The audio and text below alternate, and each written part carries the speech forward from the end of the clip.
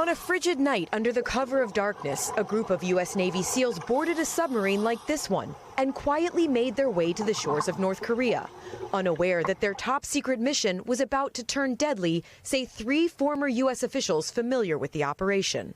The undisclosed 2019 mission, first reported by the New York Times, was intended to plant a listening device to spy on reclusive North Korean leader Kim Jong Un, according to the officials, who confirmed the details of the plan to NBC News. They say the SEALs used 2 mini-subs to get as close to the shore as possible. Riding with open hatches, they used heated dive suits to protect from the freezing water. The SEALs swam the final stretch to shore. Their #1 priority, move undetected. They cut all communication, and unlike most missions, they had no drones overhead to warn about possible dangers. So when the SEALs caught sight of a North Korean boat, they had no one to ask for permission and acted immediately, shooting everyone on board.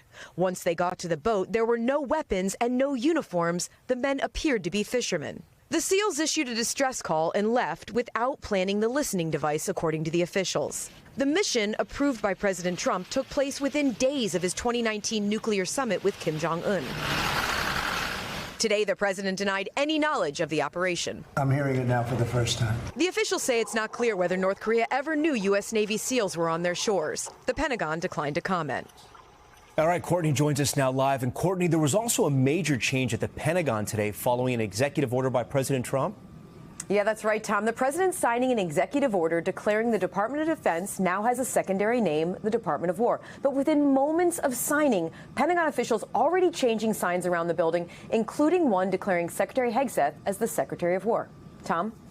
We thank you for watching. And remember, stay updated on breaking news and top stories on the NBC News app or watch live on our YouTube channel.